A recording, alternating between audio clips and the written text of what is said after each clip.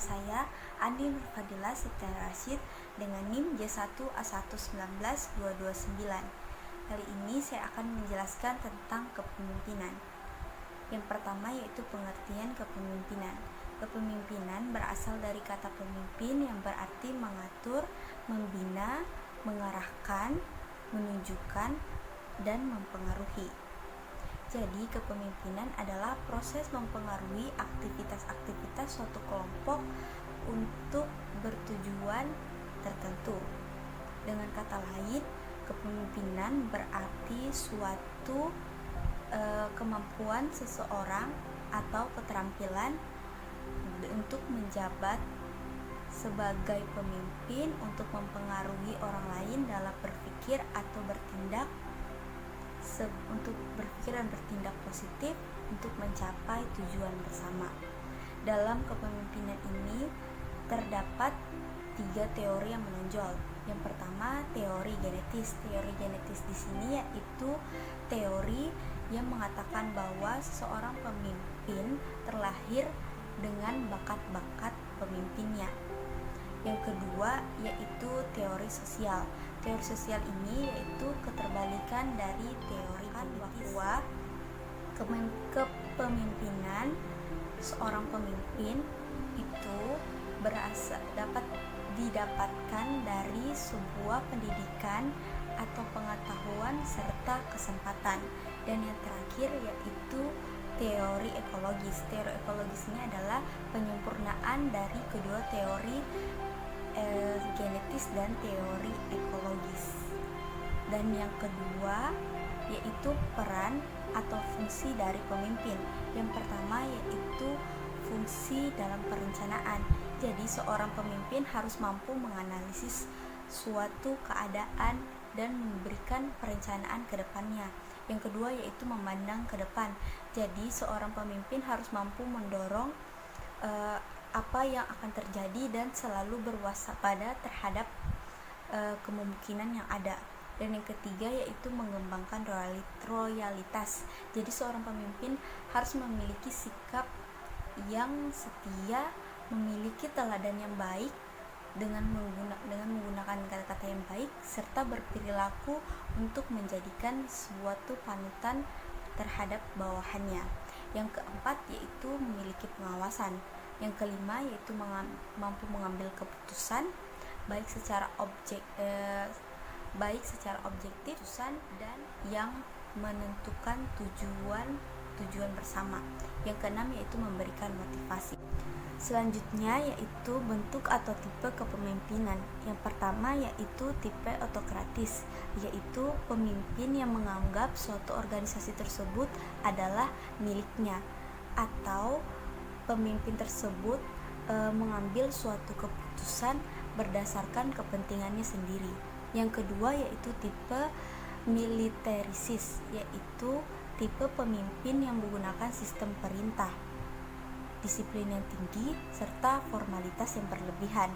Yang ketiga yaitu tipe paternalisis, yaitu pemimpin yang selalu melindungi sehingga jarang memberikan kesempatan terhadap bawahannya untuk mengambil suatu keputusan atau inisiatif. Yang keempat yaitu tipe karismatis, yaitu seseorang pemimpin yang memiliki daya tarik tertentu. Yang kelima yaitu tipe laissez faire, yaitu pemimpin yang memperbolehkan anggotanya bertindak sesuai hati nurani dan untuk melakukan kepentingan bersama. Dan yang terakhir yaitu tipe demokratis, yaitu pemimpin yang senang menerima saran, selalu berusaha mensinkronisasikan kepentingan dan tujuannya. Terima kasih. Assalamualaikum warahmatullahi wabarakatuh. Perkenalkan, nama saya Dinda dengan NIM J1A1192242. Baik, di sini saya akan menjelaskan pengertian pengambilan keputusan dan peranan kepemimpinan dalam pengambilan keputusan. Pada hakikatnya, pengambilan keputusan adalah suatu pendekatan yang sistematis terhadap suatu masalah. Pengumpulan fakta-fakta dan data, penentuan yang matang dari alternatif yang dihadapi, dan mengambil tindakan yang menurut perhitungan merupakan tindakan yang paling tepat. Selanjutnya, apa peranan kepemimpinan dalam pengambilan keputusan? Pengambilan keputusan adalah pemilih dua alternatif atau lebih. Pengambilan keputusan perlu dilakukan karena adanya perbedaan antara harapan atau tujuan dengan hasil yang dicapai. Salah satu model pengambilan keputusan adalah the optimizing model, di mana model ini merupakan pengambilan keputusan yang menguraikan bagaimana individu seharusnya berperilaku untuk mencapai hasil atau keluaran yang masih maksimal. Itulah dari saya. Wassalamualaikum warahmatullahi wabarakatuh. Assalamualaikum warahmatullahi wabarakatuh. Perkenalkan, nama saya Nurul Fitriana Mardan, NIM J1A119175. Saya akan menjelaskan pengaruh perilaku terhadap pengambilan keputusan. Yang pertama yaitu nilai. Nilai dianggap sebagai pedoman jika seseorang mengalami suatu situasi di mana harus dilakukan suatu pilihan. Yang kedua yaitu kepribadian, yaitu yang meliputi sikap, kepercayaan, dan kebutuhan individu. Yang ketiga, kecenderungan seseorang dalam mengambil risiko. Dan yang keempat, disonansi kognitif, yaitu adanya rasa cemas terhadap pengambilan keputusan yang telah diambil. Kemudian langkah-langkah dalam pengambilan keputusan. Yang pertama yaitu menentukan perlunya pengambilan keputusan. Yang kedua, mengidentifikasi kriteria keputusan. Yang ketiga, mengalokasi pembobotan terhadap kriteria. Yang keempat, mengembangkan alternatif. Yang kelima, mengevaluasi alternatif. Dan yang keenam, memilih alternatif terbaik. Assalamualaikum warahmatullahi wabarakatuh. Perkenalkan, nama saya Nurul Mutmainah dengan NIM J1A119173.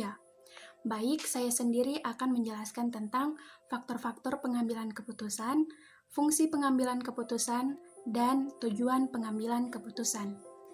Langsung saja, saya akan menjelaskan tentang faktor-faktor pengambilan keputusan. Nah, faktor-faktor pengambilan keputusan ada apa saja? Satu, yaitu fisik, atau berdasarkan pada rasa yang ada di dalam tubuh. Yang kedua yaitu emosional, atau didasarkan pada perasaan dan sikap. Yang ketiga yaitu rasional, didasarkan pada orang yang mendapatkan informasi. Yang keempat yaitu praktikal, atau berdasarkan keterampilan atau kemampuan.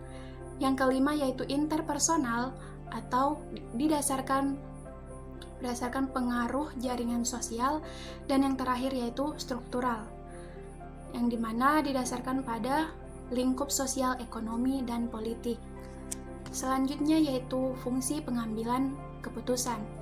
Fungsi pengambilan keputusan ada dua. Yang pertama yaitu pangkal dari semua aktivitas manusia yang sadar dan terarah, baik secara individual maupun secara kelompok, dan baik secara institusional maupun organisasional. Yang kedua yaitu sesuatu yang bersifat futuristik atau menyangkut keadaan yang akan datang, yang efeknya berlangsung cukup lama. Kemudian tujuan dari pengambilan keputusan. Tujuan dari pengambilan keputusan dibedakan menjadi dua jenis, yaitu satu, bersifat tunggal apabila hanya menyangkut satu masalah. Yang kedua, bersifat ganda apabila menyangkut lebih dari satu masalah. Baik, sekian dari saya. Mohon maaf bila ada kekurangan. Wassalamualaikum warahmatullahi wabarakatuh. Assalamualaikum warahmatullahi wabarakatuh. Perkenalkan, nama saya Yuliana Herman dengan NIM J1A11926. Di sini saya akan menjelaskan tentang metode pengambilan keputusan manajemen dan informasi pengambilan keputusan. Yang pertama saya akan jelaskan yaitu metode pengambilan keputusan manajemen.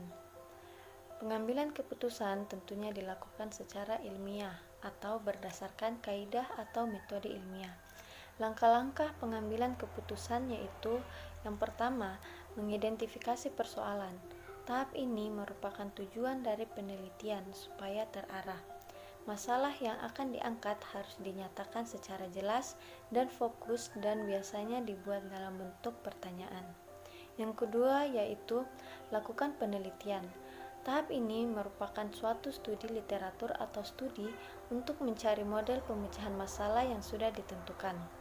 Yang ketiga yaitu kembangkan hipotesis. Hipotesis adalah dugaan dari penelitian untuk dijadikan sebagai arahan dari penelitian. Yang keempat yaitu uji hipotesis. Tahap ini merupakan pengujian baik secara model maupun statistik. Yang kelima yaitu analisis hasil. Tahap ini merupakan analisis dari hasil pengolahan model penelitian.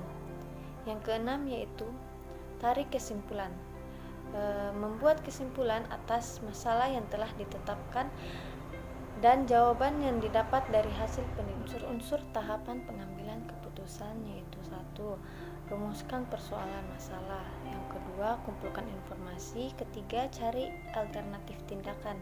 Yang keempat, lakukan analisis alternatif yang mungkin dilakukan. Yang kelima, pilih alternatif terbaik. Dan yang terakhir yaitu laksanakan keputusan dan evaluasi hasil. Untuk selanjutnya, saya akan menjelaskan tentang informasi pengambilan keputusan.